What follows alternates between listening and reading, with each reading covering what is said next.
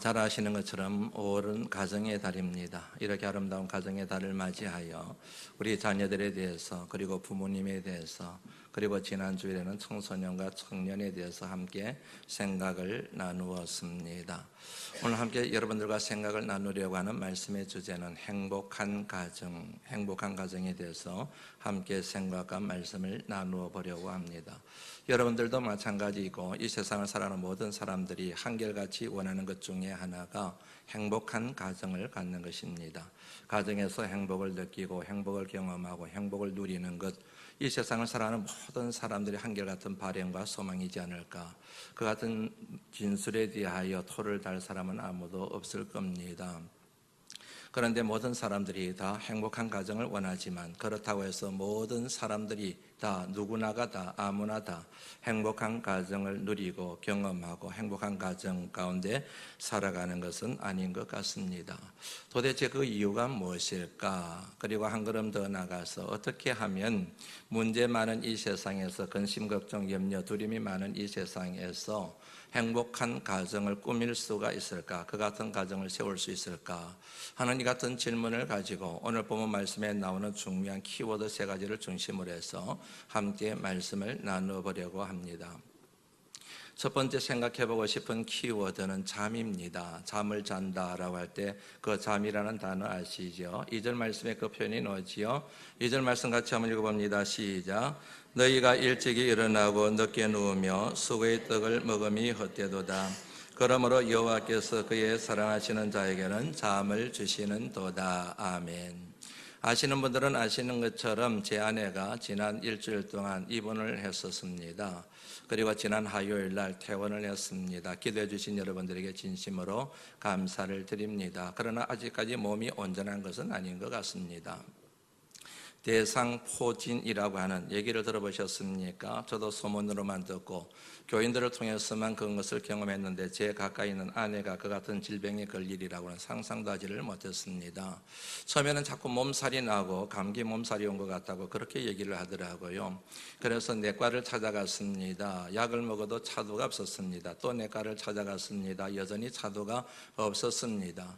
그 다음에 몸이 가렵기 시작을 하더라고요. 그래서 온몸을 푹푹 긁으면서 그래도 시원함을 얻지 못하다가 결국은 피부과에 가서 한번 진단을 보고 처방을 받았습니다. 그런데 약을 먹었는데도 불구하고 전혀 효과가 나타나지를 않았습니다. 그 다음에 찾아온 증세가 통증이었습니다. 온몸이 통증이 찾아오고 특별히 허리 이하로 아래로 발바닥까지 찌르듯이 아프고, 스치기만 아프고, 스치기만 해도 아프고, 이불 자락만 이렇게 건드려도 아야 그러고 고통을 내지르고, 그런 뭐냐면 증세가 찾아왔습니다. 그래서 통증의학과를 찾아가서 처방을 받아서 약을 복용해 봤습니다. 전혀 효과가 없었습니다. 이번에는 이제 어떤 의사의 제안대로 산부인과를 찾아갔어요. 호르몬에 문제가 있지 않을까. 역시 차도가 없었습니다. 아무런 단서를 찾지를 못했습니다. 하도 답답해서 일주일간 그렇게 고생하는 것을 보다가, 옆에서 지켜보다가, 이런 전화하는 거 참 하기 싫어하는데, 우리 교회 여러분들 하성중앙병원에 정형외과 의사 임종준 집사님이 계시잖아요. 그 집사님한테 제가 전화를 걸었어요. 답답하고 속이 상해서. 몇 마디 들어보시더니 집사님이 그렇게 얘기하시더라고요. 목사님, 아무래도 대상포진인 것 같습니다. 그렇게 대답을 하시더라고요. 그래서 병원에 오셔서 한번 진단받으시고, 내과는 아니지만은 아는 의사한테 얘기를 해서 한번 진단받아보시고 치료받아보시면 좋겠습니다. 대상포진이 맞는 거예요. 증세가 많이 호전되어졌습니다. 약을 먹는데 효과가 있어졌습니다. 그래서 퇴원하게 되었습니다. 병원에 입원하기 일주일간 정말 힘들었어요. 전혀 잠을 이루지를 못했습니다. 가려워서 잠을 이루지 못하고, 그리고 너무 아파서 너무너무 힘들어서 잠을 이루지 못하고 일주일 동안 그랬습니다. 저도 여러분, 제 아내가 아프니까 옆에 있는 사람도 여러분 고생하는 거 아시죠? 저도 일주일 동안 함께 고생했습니다. 내 죗값인가 보다 생각하고 함께 아파하는데 쉽지는 않았습니다. 저도 역시 잠을 이루지를 못했습니다.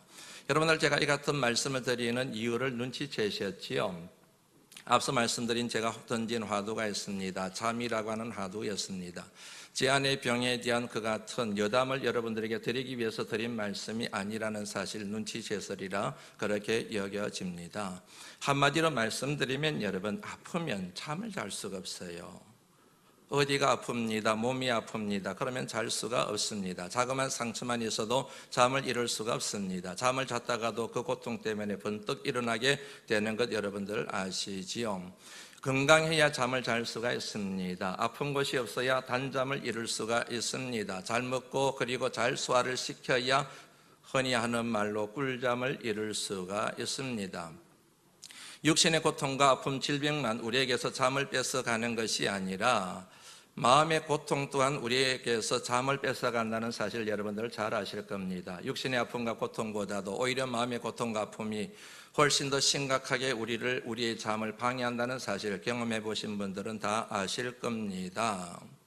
문제가 있어요. 걱정이 있습니다. 염려거리가 있습니다. 물질 문제 때문에, 건강 문제 때문에, 자식 문제 때문에, 직장 문제 때문에, 이런저런 문제 때문에 근심이 가득 쌓여 있습니다. 도대체 불안합니다. 두렵습니다. 무섭습니다. 잠을 이룰 수가 없지요. 그런 처지에, 그런 형편에서 잠을 이룰 수 있는 사람이 이 세상에 과연 몇이나 있겠습니까? 잠을 청하지만 곧 깨어나게 되는 그런 형편이 바로 마음의 고통, 마음의 근심이지 않겠습니까?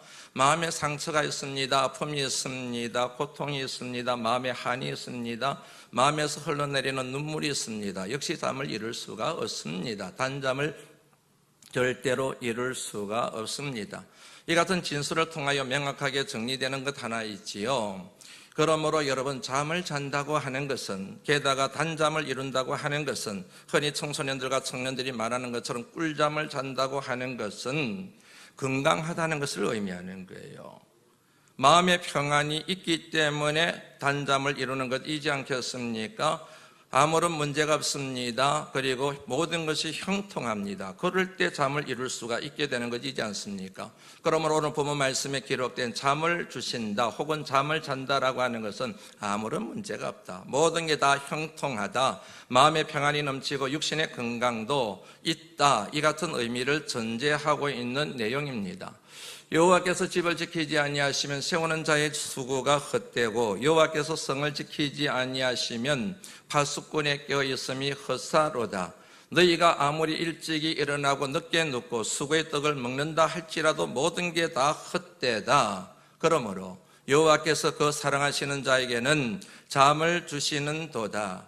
이 말씀에 담겨있는 의미가 뭘까요? 여러 갈래로 이해하고 해석할 수 있는 메시지들을 우리가 상정할 수가 있습니다. 그 중에 하나가 잠과 연결시킬 때 이런 내용이 정리될 수가 있지요. 환경이 되어야 잠을 이룰 수가 있다. 그런데 그 같은 환경은 사람의 힘으로는 절대 만들 수가 없다. 오직 하나님의 힘, 하나님의 도움이 있어야만 단잠을 이룰 수 있는 환경을 우리가 가질 수가 있다. 이게 바로 여러분 여러 가지 메시지 가운데 하나이지 않겠습니까? 돈으로 침대를 살 수는 있지만 잠을 살 수는 없다라고 하는 속담 여러분 들어서 알고 계시지요? 영국 속담입니다. 돈으로 여러분 침대를 살 수 있어요. 좋은 침대 살 수 있습니다. 다이아몬드 박힌 침대 살 수 있습니다. 옥으로 만든 침대 살 수 있습니다. 백향목으로 만든 침대를 살 수는 있습니다. 그러나 그렇다고 해서 그것에 잔다고 해서 단잠을 항상 이루는 것은 아니에요. 왜냐하면 잠의 문제는 그 같은 침대의 문제가 아니라 환경의 문제요, 심령의 문제요, 영혼의 문제이고 그리고 마음의 문제가 더 크기 때문에 그렇습니다. 다시 말씀드리면 돈으로 침대를 살 수 있지만 잠을 잘 수 없다는 얘기는 사람의 힘으로 사람의 노력으로 문제 많은 이 세상에서 단잠을 이루는 것은 거의 불가능에 가깝다. 이 같은 의미가 그 속담에 배어 있는 것이지 않겠습니까? 오늘 이 말씀에서 우리가 주목해 봐야 될 내용이 있습니다. 여호와께서 그의 사랑하는 자에게 그랬습니다. 아무에게나 잠을 주는 것이 아닙니다. 아무에게나 단잠을 주시는 게 아닙니다. 하나님이 사랑하시는 자에게, 하나님이 사랑하는 자에게 잠을 주신다 하는 그 내용이, 그러므로 여호와께서 그의 사랑하는 자에게 잠을 주시나니라는 이 말씀을 통하여 우리가 깨닫는 바가 아니겠습니까? 그러면 질문이 생기게 되지요. 그러면 하나님이 도대체 사랑하시는 사람은 누구인가? 여러분은 누구라고 생각합니까? 한마디로 말씀드리면 하나님은 모든 사람을 사랑하세요. 세상을 다 사랑하세요. 믿으시면 아멘 하시지요. 하나님의 사랑의 대상에서 예외가 될 수 있는 사람은 절대로 존재하지 않습니다. 하나님의 사랑의 대상에서 제외가 될 수 있는 인생은 이 세상에 존재하지 않습니다. 왜냐하면 하나님이 그렇게 선언하셨기 때문입니다. 하나님이 세상을 이처럼 사랑하사, 하나님이 사랑하신대요. 그냥 사랑하시는 게 아니라 이처럼 사랑하시고, 그냥 어떤 사람을 대상으로 사랑하는 게 아니라 세상을 사랑하신대요. 세상이란 어떤 것인가? 너희는 세상의 소금이니라는 말씀을 아시죠? 이 말씀은 여러분, 세상이 소금을 필요로 하는 곳이라는 것을 의미합니다. 왜 소금을 필요로 할까요? 썩었기 때문에, 부패했기 때문에, 쉽게 말씀드리면 타락했기 때문에 소금이 필요하고, 그래서 너희는 세상의 소금이니 그리 말씀하신 것 잊지 않겠습니까? 너희는 세상의 빛이라 그러셨습니다. 한마디로 말씀드리면 세상이 빛을 필요로 한다는 얘기죠. 왜요? 어둡기 때문에, 깜깜하기 때문에. 성경에서 어두움과 깜깜함은 언제나 사망을 뜻합니다. 죄를 뜻합니다. 그러므로 하나님이 세상을 이처럼 사랑하사 할 때 그 세상은 죄악으로 관영된 것, 부패한 것, 타락한 것, 냄새가 나는 것, 그리하여 사망의 음침한 골짜기와도 같은 곳. 그럼에도 불구하고 하나님이 세상을 사랑하신다. 그냥 사랑하시는 게 아니라 이처럼 사랑하신다. 그러나 이처럼 여러분, 하나님이 모든 사람을 사랑하시고 세상을 사랑하시지만, 그러나 그렇다고 해서 모든 사람들이 다 하나님의 사랑을 받아들이는 것은 아니에요. 하나님의 사랑을 받아들이는 사람이 있는가 하면, 하나님의 사랑에 굴복하는 사람이 있는가 하면, 하나님의 사랑을 고백하며 그 사랑에 감동하고 하나님을 믿기로 작정하는 사람이 있는가 하면, 하나님의 사랑을 거부하는 사람이 있습니다. 하나님의 사랑 앞에 저항하는 사람이 있습니다. 하나님의 사랑에 대하여 저주하는 사람들도 있다는 사실 여러분들 아시지요? 그러므로 세상을 하나님은 사랑하시지만 하나님이 사랑하시는 사람은 하나님에 의하여 조건 지어지는 것이 아니고 그 하나님의 사랑을 받아들이느냐 받아들이지 않느냐로 결정되는 사실을 우리가 정리할 수가 있습니다. 그러므로 여러분, 시편에 나온 하나님의 사랑하시는 자 할 때 그 하나님의 사랑하시는 자는 하나님의 사랑을 받아들인 사람, 하나님의 사랑을 고백하는 사람, 그래야 하나님의 주권을 인정하고 하나님의 주권에 자신의 인생을 건 사람, 그래야 하나님의 뜻에 순종하되 마음으로만 순종하는 것이 아니라 몸의 순종이 따르고 감정적으로만 순종하는 것이 아니라 이성적으로 순종하는 사람, 그런 사람을 일러서 하나님의 사랑하시는 자, 그 자에게 하나님이 잠을 주신다. 그렇게 정리를 할 수가 있지 않겠습니까? 이처럼 하나님이 사랑하시는 자를 일러서 성경에서는 성도라고 그렇게 표현을 합니다. 시편 148편 14절 말씀 같이 한번 읽어보실까요? 한번 읽어봅니다. 시작.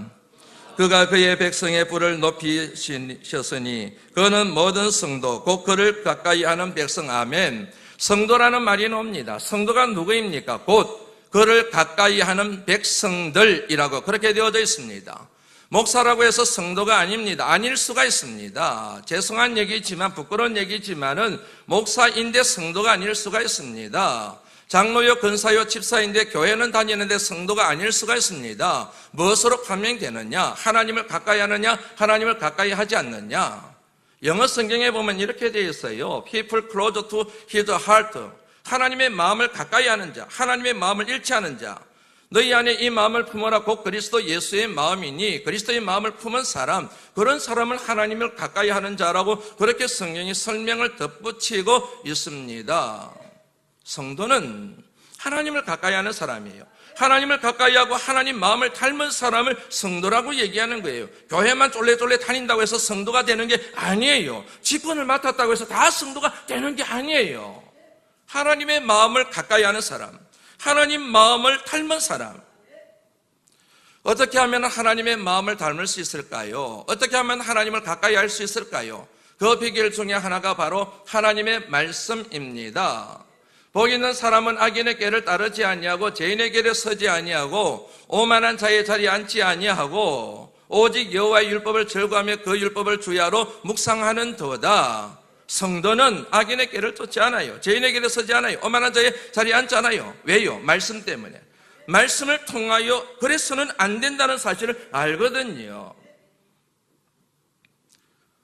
저희를 진리로 거룩하게 하옵소서. 진리는 하나님의 말씀입니다. 그냥 성도가 되는 게 아니에요, 여러분. 진리를 가까이 할 때 진리를 통해서만 성도가 될 수 있습니다. 그 진리가 뭐예요? 하나님의 말씀. 정리가 되시지요? 여러분, 성도는 하나님을 가까이 하는 사람입니다. 어떻게 하나님을 가까이 할 수 있습니까? 말씀을 통하여, 진리를 통하여 가까이 할 수가 있습니다. 그런 사람을 하나님이 사랑하세요. 그런 사람에게 주시는 게 뭐라고요? 단잠이라는 거예요. 그러므로 여러분, 이 세상을 살아가실 때 단잠을 이루기를 원하신다고 한다면 하나님을 가까이 하셔야 됩니다. 말씀을 가까이 하셔야 됩니다. 세상을 가까이 하고 물질을 가까이 하고 썩어질 것들을 가까이 하면서 이 세상을 천국처럼 행복한 가정을 꾸미겠다. 그거는 여러분 사탄의 속임수예요. 거기에 넘어가시면 안 됩니다. 행복한 가정의 토대는 말씀입니다. 사랑하는 성도 여러분, 여러분의 가정을, 여러분의 인생을 말씀의 터 위에 세우시기를 주의 이름으로 축원합니다. 두 번째 생각해보고 싶은 키워드는 지키다라고 하는 동사입니다. 오늘 보면 말씀에 보면은 지키다라는 동사가 나옵니다. 이 단어가 여러분 굉장히 중요합니다. 처음 인간이 죄를 범했습니다. 죄를 범하고 난 뒤에 숨어 있었습니다. 하나님이 그를 찾아가셔서 이렇게 질문하셨습니다. 아담아, 내가 어디 있느냐? 하나님이 몰라서 물으신 겁니까? 아니잖아요.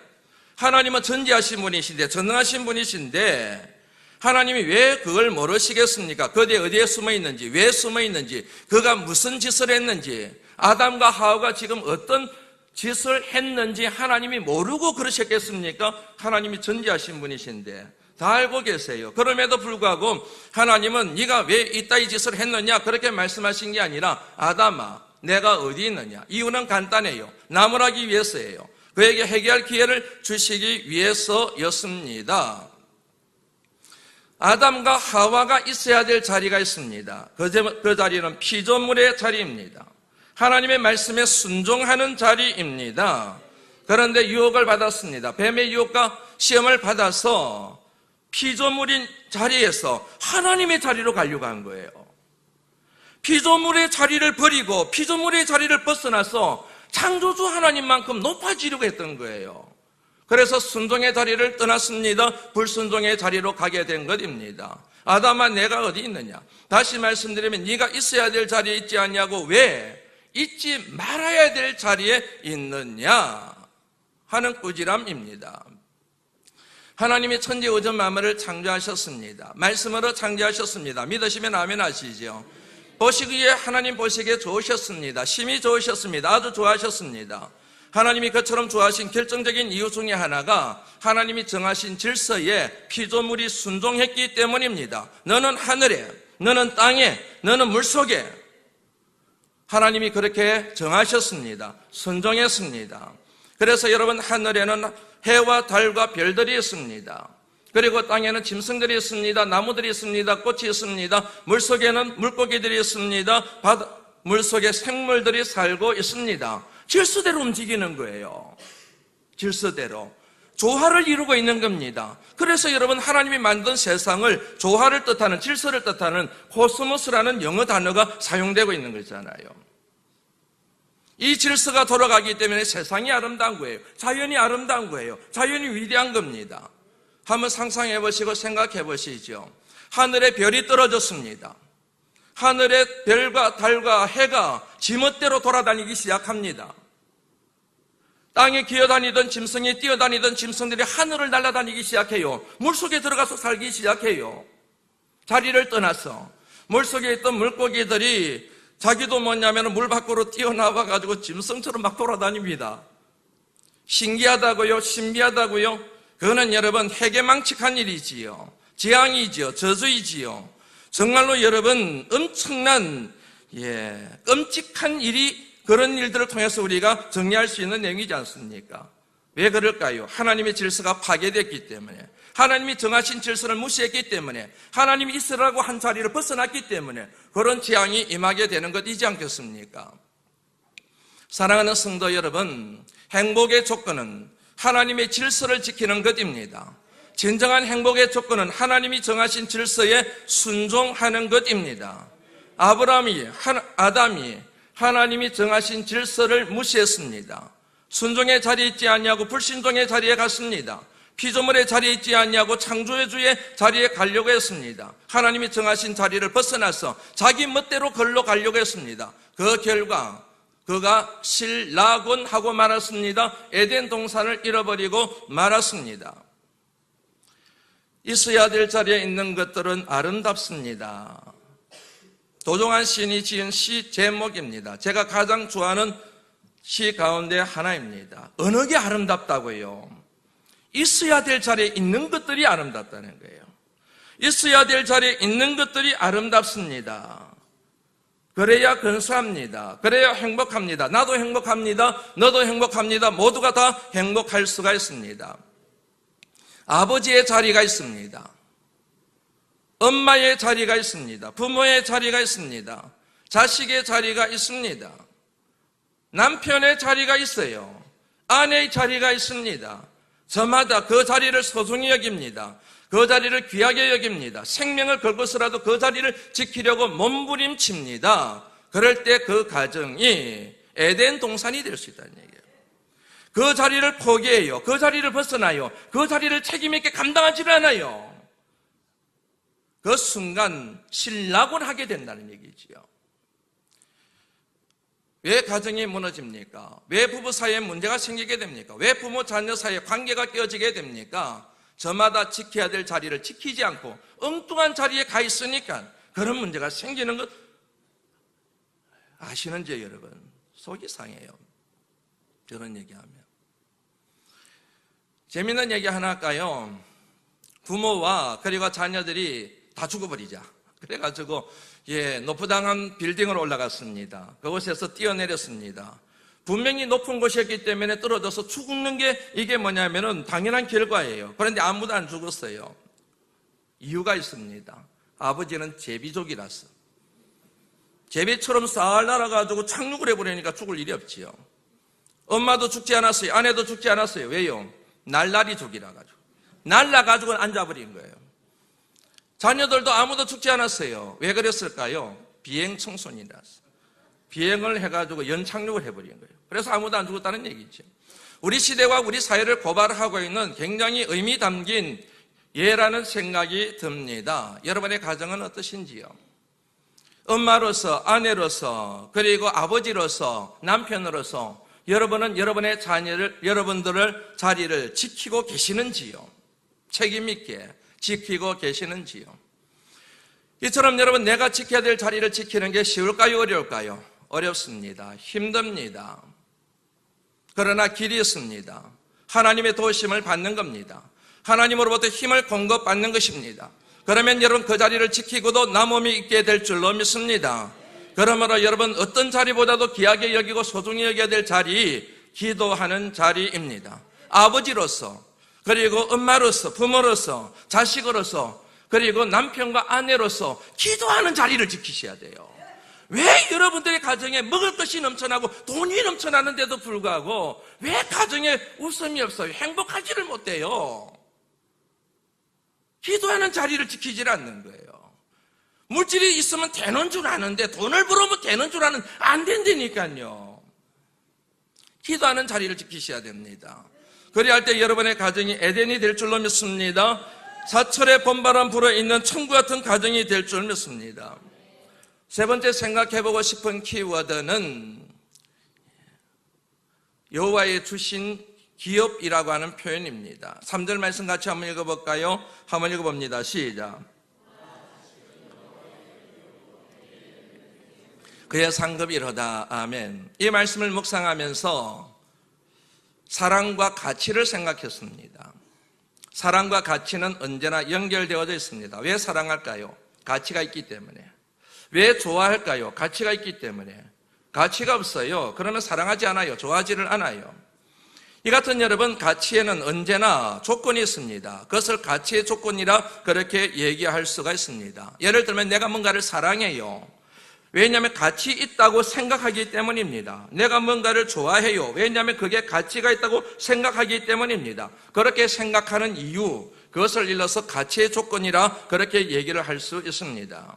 내가 어떤 물건을 좋아하고 사랑합니다. 그게 가치 조건이 있기 때문에 그렇습니다. 물건에 대한 가치의 조건은 뭐냐면 희귀성입니다. 왜 사람들이 다이아몬드를 좋아하는데요? 왜 다이아몬드를 갖기 위하여 그렇게 몸부림치는데요? 왜 사랑하고 좋아하는데요? 다이아몬드가 희귀하기 때문에 그렇습니다. 흔하지 않기 때문에 그렇습니다. 돌을 여러분 귀하게 여기는 사람은 이 세상에 아무도 없습니다. 왜냐하면 흔하기 때문에 그렇습니다. 물건의 가치를 결정하는 조건은 희귀성입니다. 그런데 사람의 가치를 결정하는 조건은 두 가지입니다. 사람의 가치를 결정하는 조건은 크게 두 가지라는 얘기지요. 하나는 소유와 가짐입니다. 다시 말씀드리면 그 사람이 소유하고 가지고 있는 것이 그 사람의 존재 가치를 결정한다는 얘기입니다. 가진 것이 많습니다. 돈이 많습니다. 땅을 많이 소유하고 있습니다. 가방끈이 길다고 얘기합니다. 배운 것이 많습니다. 넓은 집에 삽니다. 좋은 차를 타고 다닙니다. 우리 교회 저런 분이 오셨네? 이런다는 얘기지요. 그런 부분에 있어서는 가진 게 없습니다. 적습니다. 그러면 별 볼 일 없는 사람으로 치부해버리는 경향, 그것이 바로 이 같은 가치에 대한 기준이 설정이 되어 있기 때문에 그런 의식이 나온다는 얘기입니다. 그리고 사람의 가치를 결정하는 또 다른 중요한 조건이 하나 있는데 그것은 그 사람이 하는 일입니다. 직업을 얘기할 수 있습니다. 그 사람의 직업이 그 사람의 존재 가치를 결정한다는 얘기입니다. 귀한 일을 하고 있어요. 고관대작이에요. 우리 바람마스교회 고관대작 왔대. 소문이 짱 날 거예요. 국회의원 왔대. 그럴 거예요, 여러분. 그런데 여러분 하찮은 분이 오게 됩니다. 그러면 하찮게 인식하게 되고 대하게 되는 것 여러분들 아시죠? 분명히 기억하셔야 됩니다. 이 같은 사람에 대한 이해는 절대적으로 비성경적입니다.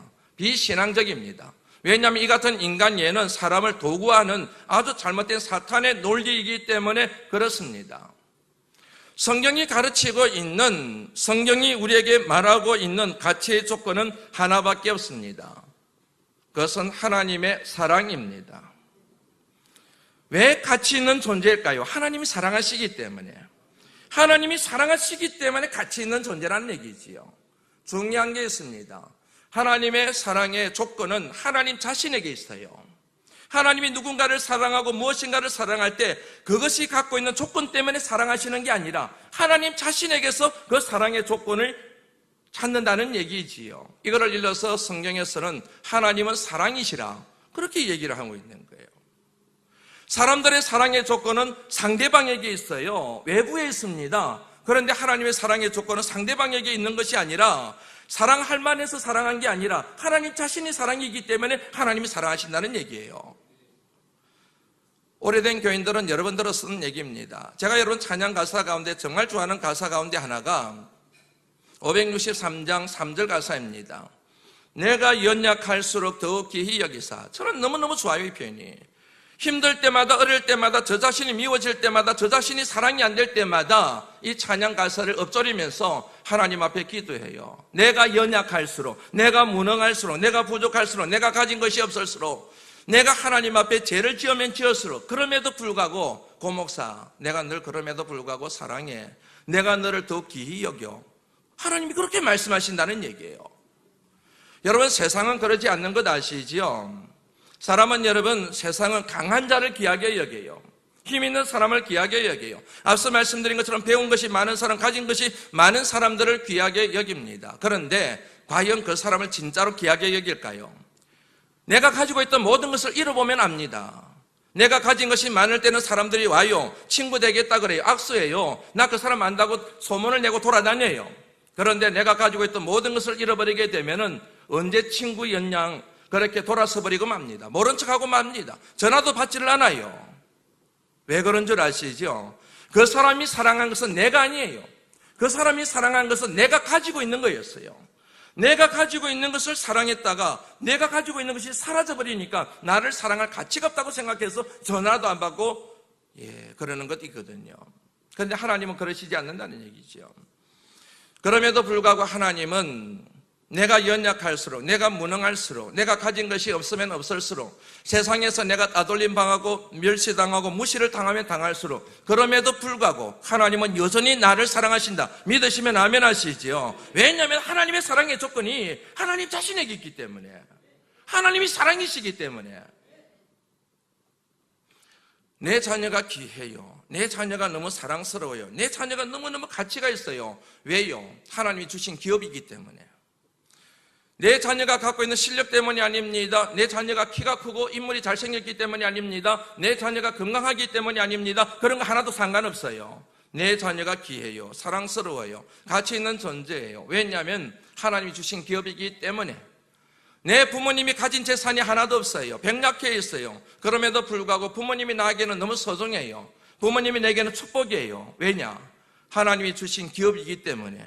부모님이 내게 주신 하나님의 기업이기 때문에. 남편이 무능해요. 남편이 다른 남자들에 비하면 정말로 뭐냐면은 가진 게 없어요. 볼품이 없어요. 외모도 볼품이 없습니다. 성격도 뭐 같습니다. 무능합니다. 생활력이 없습니다. 그럼에도 불구하고 내 남편이 귀해요. 왜요? 그 남편이 하나님이 내게 주신 기업이기 때문에.